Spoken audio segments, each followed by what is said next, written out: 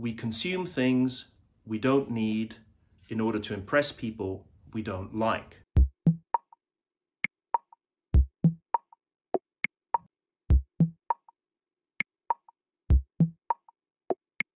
My name is Karim Benammar. I'm a Dutch-Algerian philosopher living in Amsterdam. Good morning, this is Tomáš Sedláček from Prague, your local economist with a hint of philosophy. My name is Aribiah David Attoe. I work at the Center for Leadership Ethics in Africa.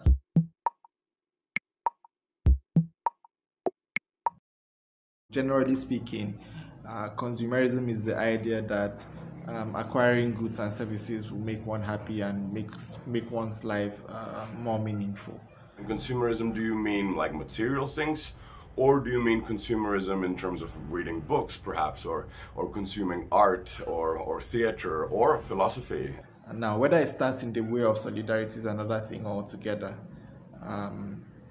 For me, it depends on the individual involved. So for individuals who are tunnel vision, who are obsessed with acquiring goods and services to the detriment of their relationship with others, consumerism can't stand in the way of solidarity and meaningful life. I do think that we have a problem with consumerism, with overconsumption, with hyperconsumption. Because that hyperconsumption of goods is directed at means which are not necessarily good for our thriving. There is a part of consumption which is for what we want, but what we want is also very much related to other people. Now, one way of putting it is saying we consume things we don't need in order to impress people we don't like. I also think, because I'm a little bit sensitive to this question of growing up in the communist regime, where it was all about solidarity and meaningful life, there was almost no consumerism. I mean, everybody was almost wearing the same shoes and the same sort of pairs of trousers, not to be able to distinguish one from another. And it didn't lead to a very happy society. We have to understand this concept of mimetic desire. Now, the concept of mimetic desire comes from a French thinker, René Girard.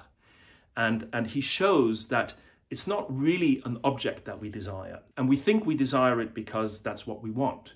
But in fact, we're part of a peer group. And on the one hand, we want to be part of the peer group, so we need a certain consumption to be able to join.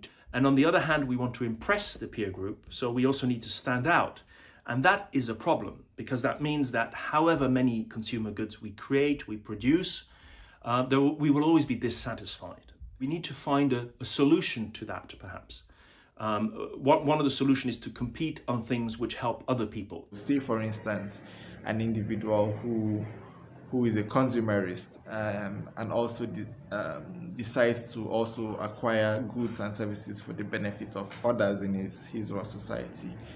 That individual can lay claim to meaningfulness, even though he's a consumerist. If consumerism is a way to